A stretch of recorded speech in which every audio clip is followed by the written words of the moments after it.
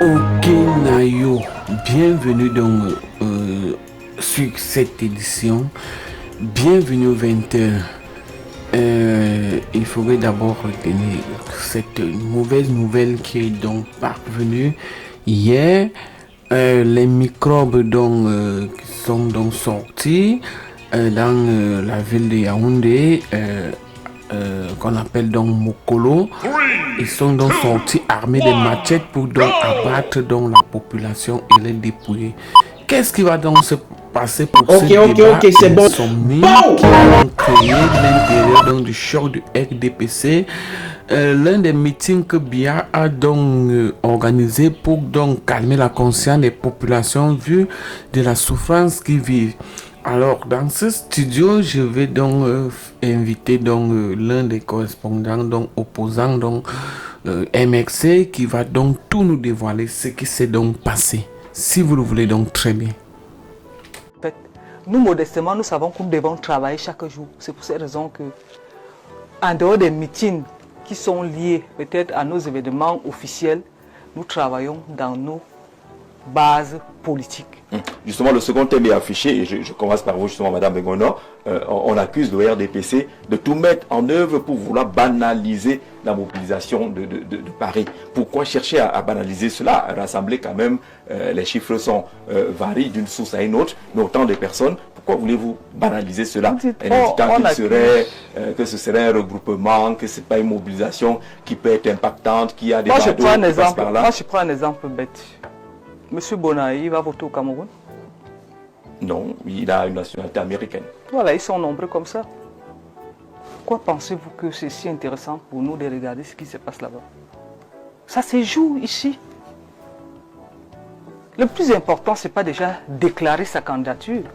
Il faut faire acte de candidature avec tout ce qui va avec. Maintenant, le Conseil électoral en premier ressort va trancher. Et le Conseil constitutionnel, si au cas où il y aurait un problème, va solder. Pourquoi pensez-vous que c'est si important? Pour nous, c'est un non-événement. Mais de voir en dehors des Camerounais s'exprimer ou exprimer leurs ressentis. En dehors des discours tendancieux qui ont peut-être retenu notre attention, parce que quand un responsable politique dit que je m'engage à assurer la sécurité du président et de sa famille, quel est le message subliminal qu'il y a derrière? Quel est l'implicite? Peut-être qu'il me dit qu'au cas où il n'est pas aux élections,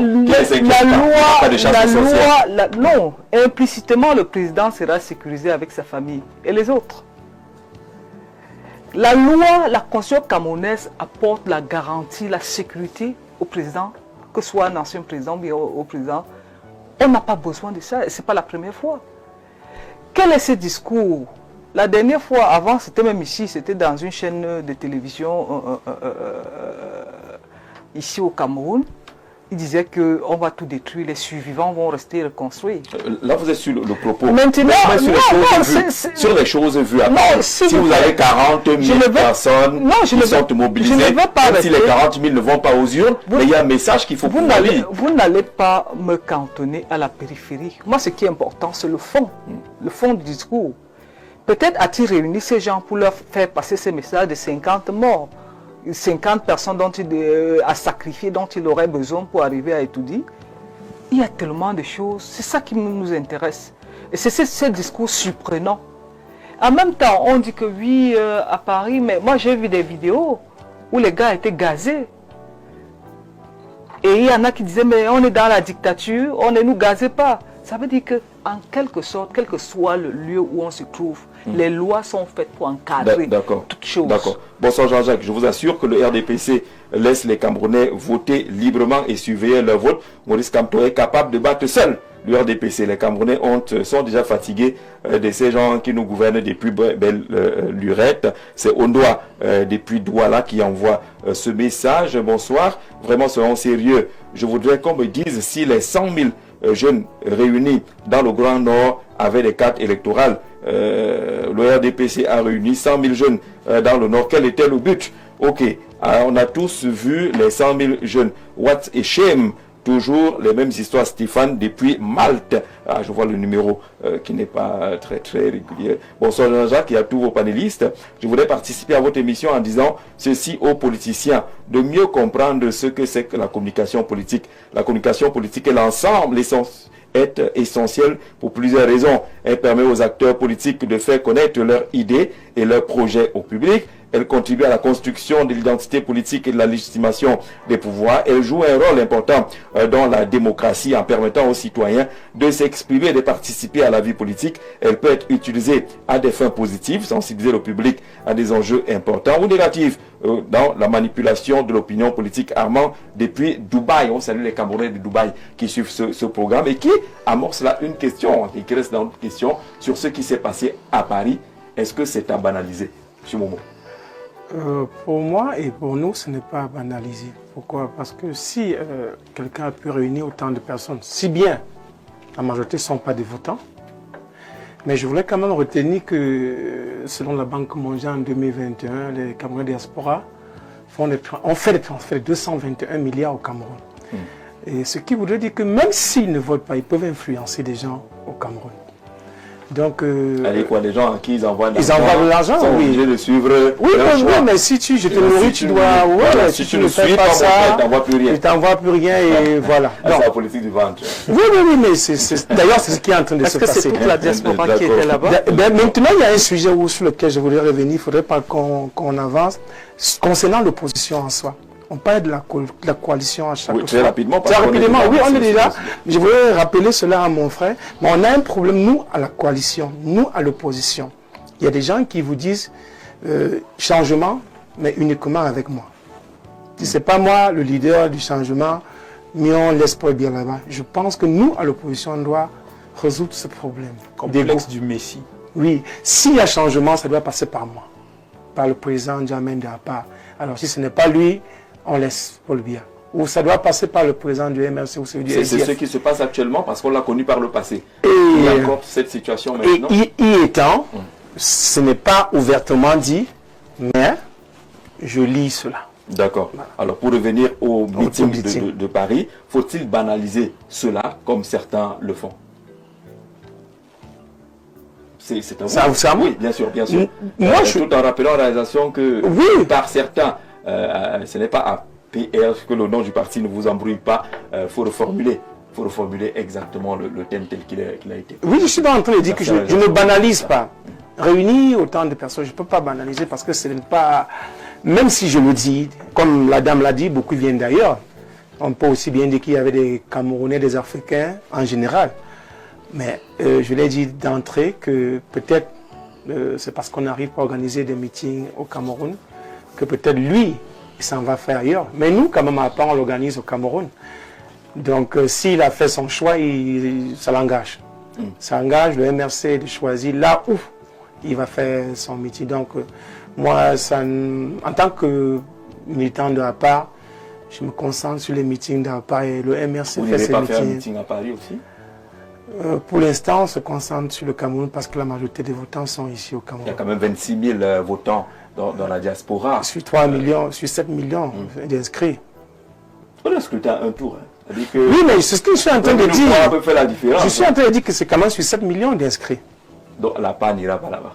On n'a pas dit qu'on va y aller si on le veut, mais ce n'est pas une priorité pour le moment. Et surtout que 26 000, ce n'est pas en France. C'est sur l'ensemble de la diaspora, y compris le Gabon, y compris le Sénégal, voilà. Tous les Camerounais qui sont... vous comprenez que la part qui est née il y a 5 ans, si on a pu réunir quand même 600, 700 000 personnes en Gaoundéré, bon, il est vrai qu'on va me dire, est-ce que c'était des inscrits ou ils avaient des cartes d'électeurs? Ça veut dire que même le RDPC a mobilisé 100 000 personnes qui avaient des jeunes là-bas. Est-ce qu'ils avaient les cartes? Bon, ben, c'est comme on a dit tout à l'heure, c'est la sensibilisation à la base, parce qu'à la fin, c'est dans les unes qu'on saura qui avait des inscrits ou des votants. Parce que s'il faut juger par... Il ne faut pas négliger que les gens font des charters pour des meetings. On déplace certains avec des bus et puis quelqu'un quitte Marois pour venir ici, et puis ça se fait. Ça, on le sait très bien. Même à l'intérieur, les gens le font. Les gens prennent des bus pour faire déplacer des militants. Donc je pense qu'un parti doit travailler sa base et pouvoir compter et être capable de dire j'estime que j'ai 100 militants capables de voter pour moi. Maintenant, avoir de l'argent et faire des meetings, comme mon frère l'a dit, et bon, je n'ai pas pu intervenir parce que le temps nous presse. Il a dit que pour avoir un parti, il faut avoir de l'argent, mais je dirais que même aux États-Unis, les gens appellent à des cotisations, à des mobilisations de fonds.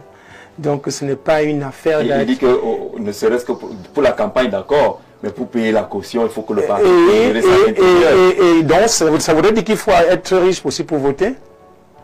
Si vous demandez à un leader d'avoir de l'argent pour faire de la politique, il faut demander donc aux militants d'avoir aussi un peu d'argent pour... Et même la Constitution ne demande pas qu'il faut avoir de l'argent. Même la Constitution ne demande pas que pour être politicien ou candidat, il faut avoir de l'argent. 360 partis politiques. Voilà. Waouh, papa, la montée en puissance du MRC hante tous les militants du RDPC. Même la dame sur le plateau, c'est Samy depuis Libreville qui nous envoie ce message, dit que vous êtes hanté par ce qu'il appelle la montée en puissance du MRC. On prend ce message du plus 352. Bonsoir Jean-Jacques Zé. Dire la vérité sur le meeting de Paris n'est pas banaliser l'action du MRC. Je pense pour ma part que ce meeting à Paris est un moyen de blanchir l'argent engrangé dans le survival pour injecter dans sa campagne. La diaspora active n'a pas le temps d'aller tuer une journée à Paris pour assister à un meeting à la place de la République qui ne désemplit pas le week-end, puisque c'est la seule place de revendication à Paris où toutes les communautés du monde se retrouvent pour crier leur frustration. Bonne journée à vous, Philippe Boumniemp, depuis le Luxembourg. On salue là-bas, vous voyez qu'il y a les Camerounais de la diaspora qui écrivent de presque tous les pays là aujourd'hui. Je vais demander à la communicante du régime quarantenaire décadent du RDPC, voilà, régime quarantenaire décadent du RDPC, que c'est une honte d'avoir près de 35 millions d'habitants et avoir un corps électoral de 3 500 000 électeurs, parce que l'ECAM, organe du RDPC, planifie les entraves pour ne pas permettre une inscription en masse des populations par peur de perdre le pouvoir. Balthazar, c'est Balthazar inscrit du côté de la Guinée équatoriale. Est-ce que là-bas, ça a été compliqué pour s'inscrire sur les listes électorales? Est-ce que l'ECAM allait mettre des barrières également de ce côté-là? Monsieur le Président, le sujet est là. Est-ce qu'il faut banaliser la mobilisation de Paris? Jean-Jacques Zé, il faut comprendre une chose. Il y a de cela au moins peut-être 7 ans, j'ai organisé une conférence de presse ici à Yaoundé pour expliquer la nécessité, n'est-ce pas, d'avoir une double nationalité. Pourquoi? Parce que nous avons les compatriotes qui sont en étranger, qui veulent revenir au Cameroun. Mais la loi ne les permet pas. Donc, la loi ne permet pas de revenir au Cameroun. La loi. Comment cela?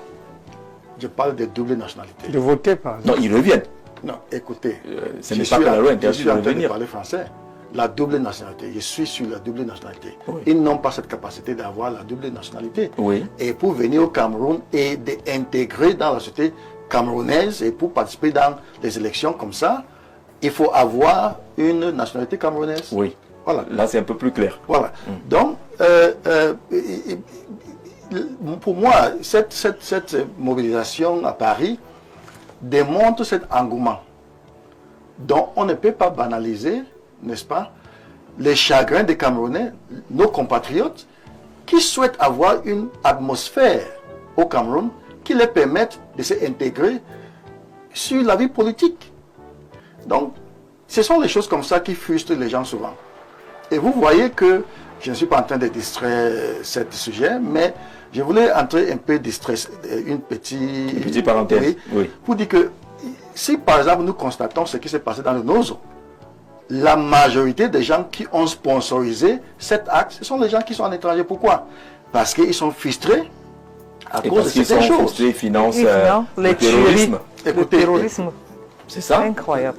Laissez-moi expliquer. On vous relance pour que ce soit clair. Non, je suis en train de dire ceci. Oui. La frustration peut amener les gens à poser certains actes. Je suis en train de donner l'exemple de la frustration.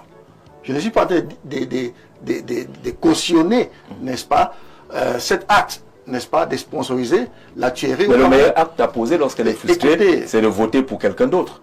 De faire partir ce qui crée ces frustrations. On ne peut pas banaliser l'engouement des Camerounais qui souhaitent entrer dans le jeu politique. parce qu'à Paris, c'était un rassemblement politique.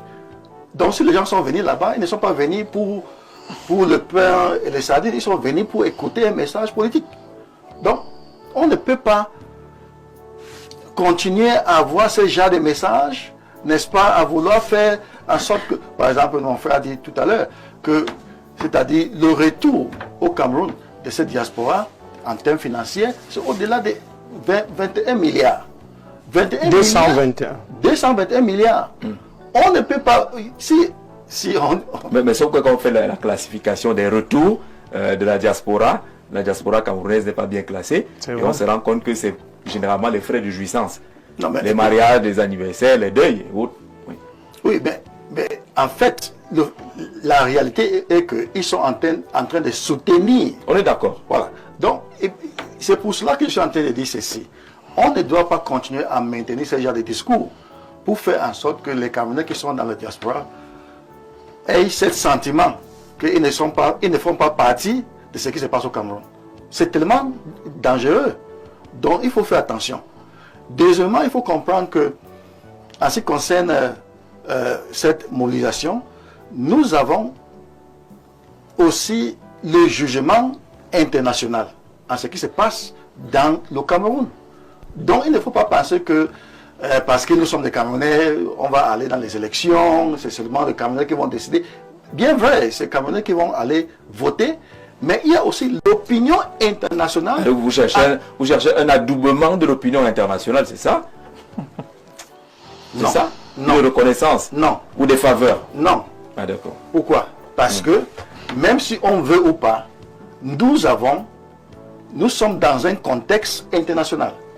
Le Cameroun n'est pas isolé dans un monde... Sonko et Djoma Faye ne sont pas allés faire le meeting à Paris. Hein. À elle-même. Okay? Donc, c'est pour cela que l'opinion internationale regarde tout ce qui se passe. Donc, je pense que si... Mais si l'opinion internationale regarde et dit que voilà 40 000 personnes qui sont mobilisées, et qu'en 2018, tout l'ensemble de la diaspora n'a voté qu'à 9 000 personnes, l'opinion internationale comprendra aussi que ça c'est la diversion. Ce n'est pas seulement, je suis en train de dire ceci, ce n'est pas seulement le vote qui vont déterminer l'impression de certaines élections dans le monde. Je pense que même dans tout le monde entier, chaque élection dans le monde entier est jugée à deux faces, d'une manière nationale, d'une manière internationale. Donc, l'opinion internationale, par exemple, regarde un peu cette élection de Barack Obama en 2008. Avant cela, Obama est parti en Allemagne. La foule que Obama a traînée en Allemagne a donné une autre impression aux Américains. Et c'est ça qui a poussé l'impact psychologique. Ce que vous faites à l'extérieur impacte aussi à l'intérieur. Donc on ne peut pas continuer à faire comme si les autres ne valent pas et nous pouvons faire ou bien dans le discours de ça se passe ici ne compte pas. Monsieur Jean-Jacques, une parenthèse, je voudrais qu'on reste dans le politique. Je ne veux pas que vous puissiez conclure tout ce que je viens de dire avec cette phrase. D'accord. Parce que demain, même vous les journalistes, ils vont commencer à utiliser cette phrase pour essayer de banaliser aussi. Je veux dire c'est l'opinion, c'est qu'une partie de l'opinion dit que vraiment ça se passe ici, il faut revenir ici. Vous n'êtes pas ce sont les chansons que les gens ont chantées au Cameroun. Mais il faut comprendre ce que je suis en train de dire, c'est une réalité. Et on ne doit pas faire comme si... vous notez dans l'impact psychologique, bien sûr que ça compte. Je prenais une parenthèse pour dire ceci. Nous sommes dans la politique, nous parlons politique. Il n'est pas question de parler de la diaspora. Et tout à l'heure, j'ai évoqué. Et on a trouvé une foultitude de personnes d'origine africaine. Ça peut être monsieur tout le monde. Oui, ici c'est bien d'aller là où on vous applaudit, c'est bien. Personne n'a jamais dit que la diaspora ne compte pas. Mais est-ce que c'est toute la diaspora camerounaise qui était là-bas? Je doute fort. Donc, lorsqu'on parle politique, nous parlons politique, nous disons en tant que plus-value politique. En ce qui nous concerne, c'est un non-événement. C'est un non-événement, vous le dites. Rebonsoir à vous en studio. Le meeting de Paris peut impacter de façon indirecte. Aujourd'hui, on peut dire que toutes les familles ont au moins un représentant à la diaspora. Donc on ne peut pas balayer cela du revers de la main. on ne sait jamais là où la poule pisse.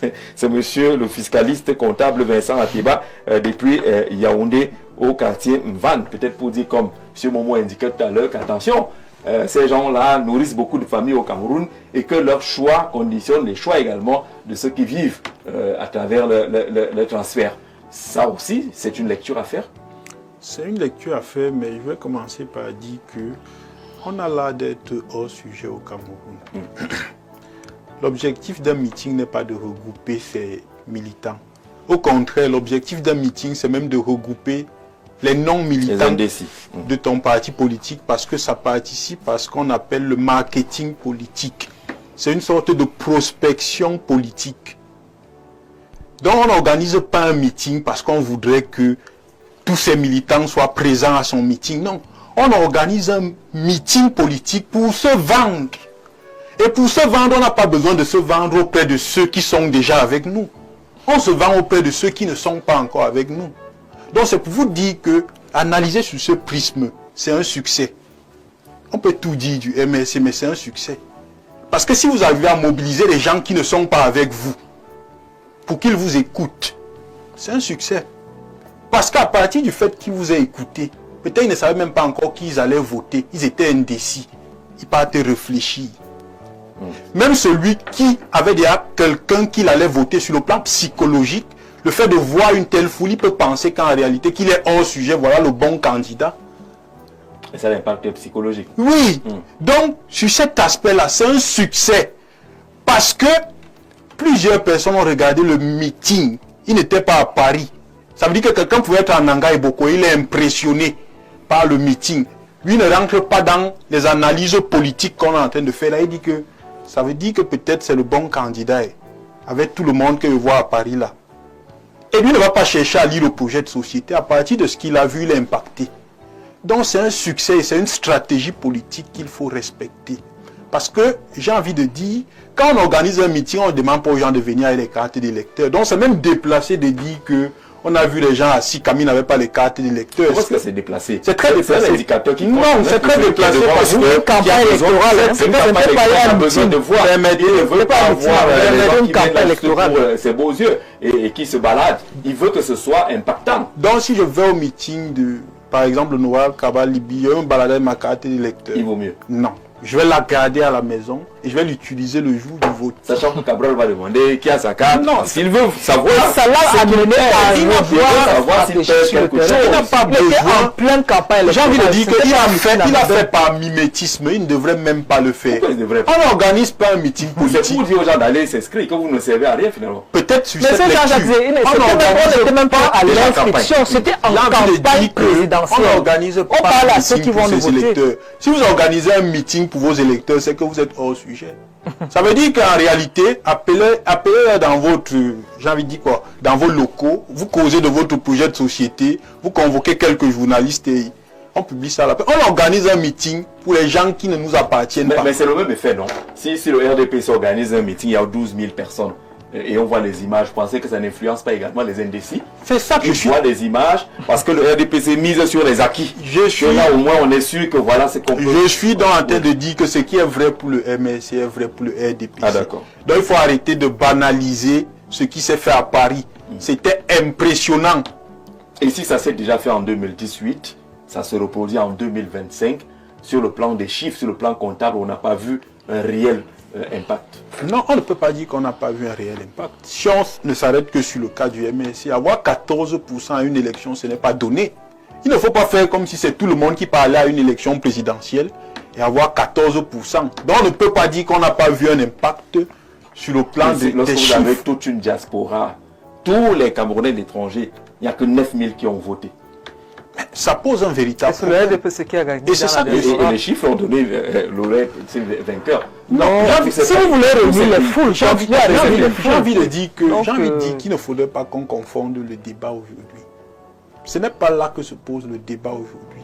Le débat se pose sur le succès du meeting. Et il faut savoir que une victoire... Selon ton angle de le succès selon toi. Je vais arriver. Et il faut savoir que la conquête du pouvoir se construit. Ça veut dire que le meeting qui s'est tenu à Paris fait partie de la construction d'une victoire politique qui peut ne pas être en 2025. Parce qu'il ne faut pas simplement voir 2025. Ouais. Il y aura encore les élections en 2032, il y aura les élections législatives et municipales. Là, il ne faut pas, un parti politique ne travaille pas uniquement pour un élément, un événement précis. C'est même pour les événements futurs. Ça veut dire que si c'est un parti qui se projette, on peut commencer à construire ou à bâtir les victoires de 2032 à partir de ce meeting-là. C'est pour ça que je dis que sur tous les plans, c'est un succès. Si le PCRN organise aussi un tel meeting et que ça a un tel écho, ce sera un succès. Donc ce que je dis pour le MRC est vrai pour tous les partis politiques qui sont capables de mobiliser. Parce que qu'on le veuille ou pas, quand vous mobilisez, ça a un impact. Parce que je suis sûr qu'à partir de cette mobilisation, il a eu des sympathisants. Et un autre aspect qu'on oublie, c'est que la plupart des personnes qui étaient à ce meeting représentent une force de financement. Et pour faire une campagne électorale, on a besoin d'argent. Ça veut dire au moins qu'il faudrait qu'on soit d'accord que c'est au moins une source de... là Oui. peut constituer une bonne source. Il faudrait qu'on soit au moins d'accord que c'est mobilisation de une fonds. source de financement qu'il a mobilisé là-bas. Et c'est un acquis et un avantage. Ça lui garantit au moins qu'il peut avoir les ressources financières nécessaires pour correctement organiser sa campagne si sa candidature était validée par le Conseil constitutionnel. Donc pour moi, j'ai envie de dire que on ne devrait pas banaliser ce meeting. Et aussi, il faut arrêter, je vais sortir par là, j'ai envie de dire quoi? De faire comme si on est des incultes politiques. C'est chacun qui choisit le ton de sa campagne. Je ne suis pas là pour défendre le professeur Maurice Kamto, mais je veux convoquer par exemple Donald Trump. Pendant sa campagne, il avait un ton dur. C'est chaque candidat qui choisit le ton de sa campagne. Et Vous voulez justifier quoi? je vais dire je vais expliquer que comme il est libre de choisir le ton, il est libre de parler des 50 morts du Sénégal, c'est ça? c'est chacun qui a interprété ça comme il veut. Vous savez que parfois on a... Vous savez qu'on est en communication aussi. Je vais m'expliquer. Oui. Nous tous, on a fait les études en langue française. Vous savez qu'on peut vous donner une phrase, chacun donne son présupposé et son sous-entendu en fonction de ce qu'il ressent, en fonction de sa chapelle, en fonction de ses préférences, en fonction de... Je pourrais citer une kyrielle de choses. Oui. Donc en réalité, lui sait ce qu'il voulait dire. Il n'est pas responsable de notre compréhension. C'est pour ça que je ne vais pas me prêter à ce jeu. Lui sait ce qu'il voulait dire. Donc, à Je même ne veux temps, pas quand il faire... disait que Je ne veux pas faire une interprétation. et que les Lui, c'est ce qu'il voulait dire. C'est pour ça que j'ai pris le rester cas. constant dans Pourquoi son le discours. politologue refuse de s'exprimer cette fois-ci et renvoie tout à lui seul. On sait que... Quand il disait que les survivants devaient reconnaître. Parce qu'en réalité, dans ce contexte, vous savez pourquoi je ne vais pas me l'élection s'est passée prononcer. au Sénégal et tout le monde a salué ce qui s'est passé. Et vous venez injecter le fait que peut-être qu'ils ont gagné les Joe Malfa et autres parce qu'il y a eu 50 morts. Je vais vous dire pourquoi je ne veux pas me prononcer. Parce qu'on est dans une société clivée. Quand vous vous prononcez, on vous colle étiquette. Vous avez peur d'être Pas dans peur. l'étiquette? Pas peur. C'est le politologue.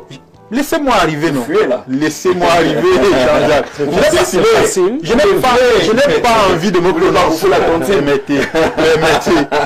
Je n'ai pas envie de me permettez. Je n'ai pas envie de me prononcer parce que nous sommes dans une société très clivée. Et vous avez remarqué que les analyses ou les interprétations de son discours dépendent des clivages.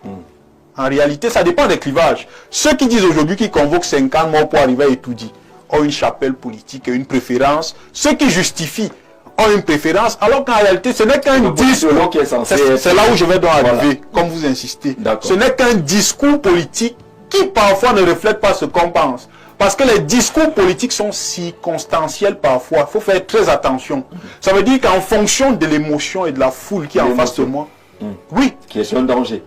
je peux dire quelque chose qui n'est même pas Un forcément... leader qui cède à l'émotion, c'est un danger. J'ai cité le cas de Donald Trump. Un Je pourrais leader citer qui une dit kyrielle de présidents. clairement que on va détruire Je pourrais les citer une survivants. kyrielle de présidents. Les survivants vont Oui, rester c'est un reconduits. discours Qu'est-ce qu'on appelle circonstanciel. survivants? En Ce sont réalité, ceux qui ne sont donc, pas morts il ne faut à pas la suite de tenir quelque compte chose. des discours circonstanciels. vraiment. On juge le maçon au pied du mur. Est-ce que Donald Trump applique tout ce qu'il a dit aujourd'hui?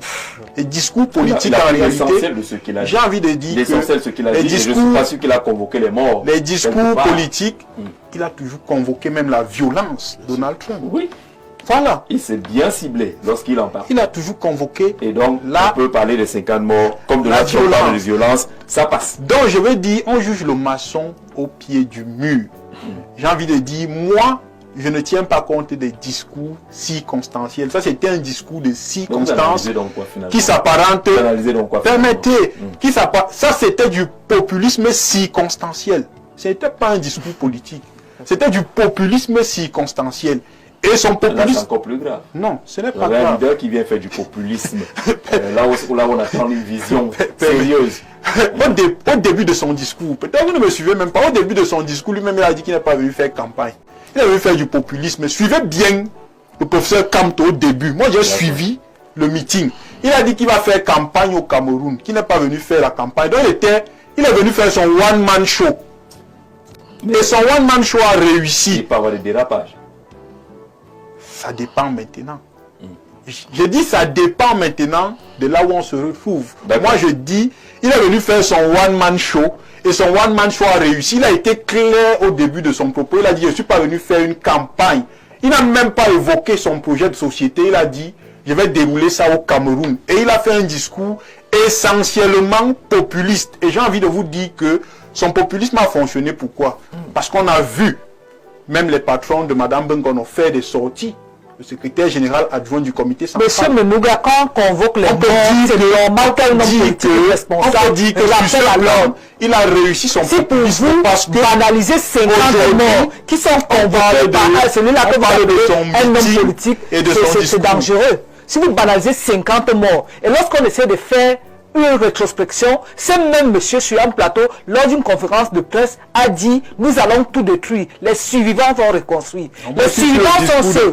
Les survivants sont ceux qui ne sont pas morts à la suite de quelque chose. C'est une continuité. Si vous choisissez de faire une fixation, d'avoir votre analyse biaisée, comme vous l'entendez, vous ne voulez pas vous faire l'attention. Alors, est-ce qu'on a C'est le droit votre de choix. regarder le fond? Puisqu'il y a quand c'est même vous eu qui une le forme.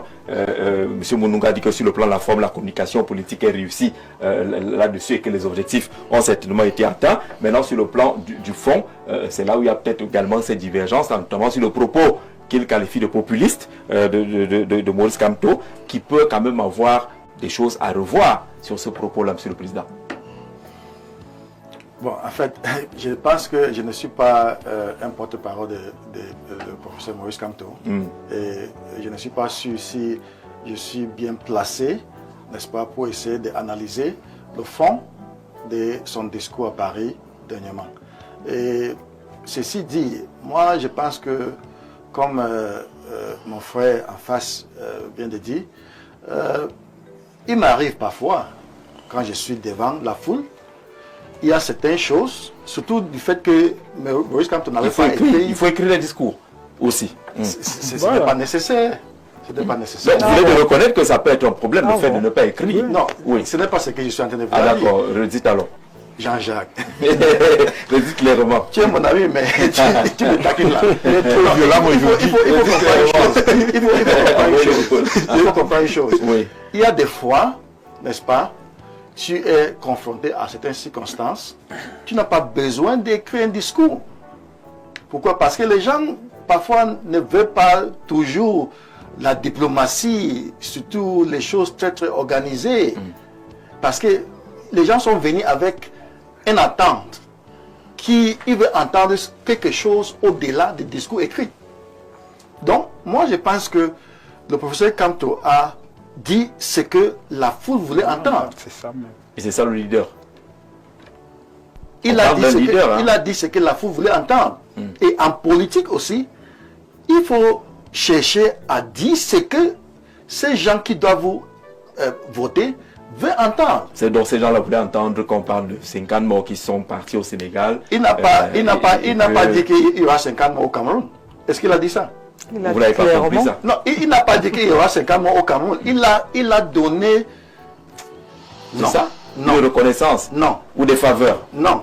Ah d'accord. Pourquoi? Parce que, même si on veut ou pas, nous sommes dans un contexte international. Le Cameroun n'est pas isolé dans un Son monde... cas et Joma Faye ne sont pas allés faire le meeting à Paris. À elle-même. Ok. Ils ont gagné Donc, au Sénégal, c'est pour sur cela que place.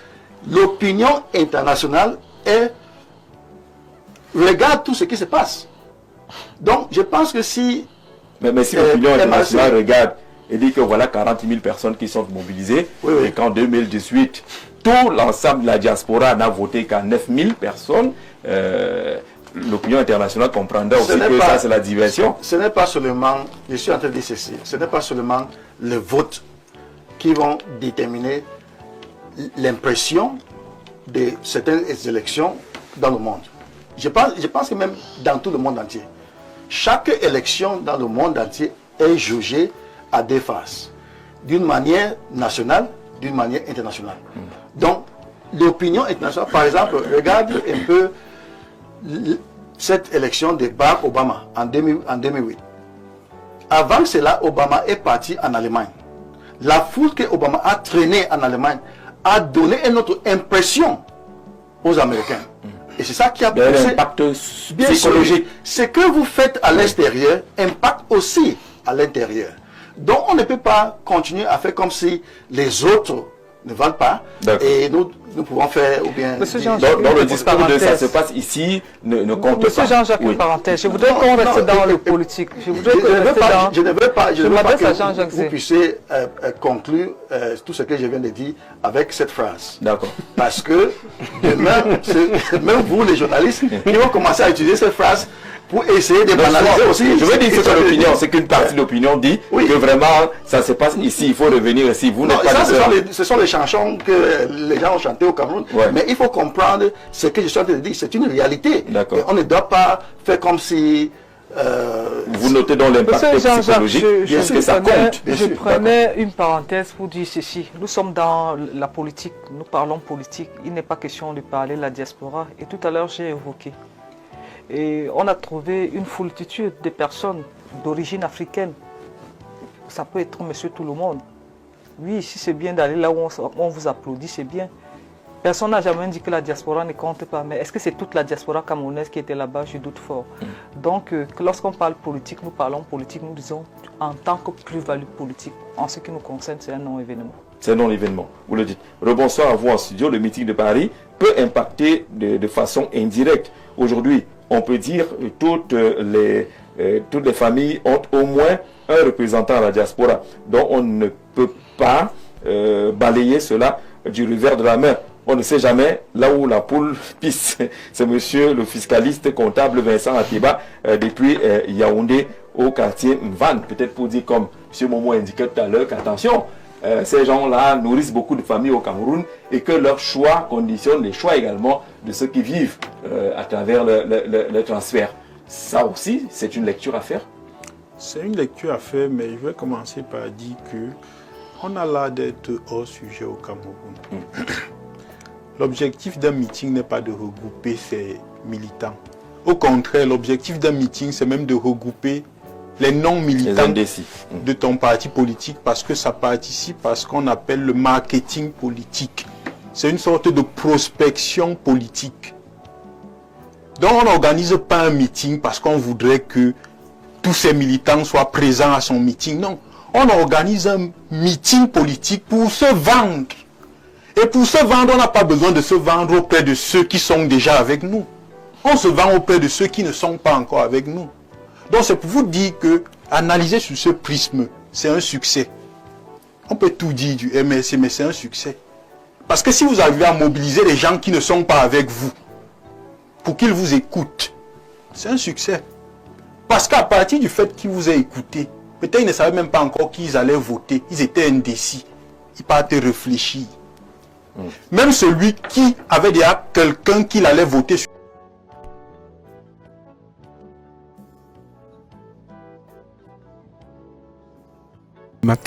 Alors, bienvenue sur cette chaîne politique d'Afrique, décryptage, analyse, comme je vous expliquais. Madame et monsieur, rebonsoir à tous et bienvenue pour que cette prochaine édition du 20h, si vous le voulez donc très bien. Bao! Coupez la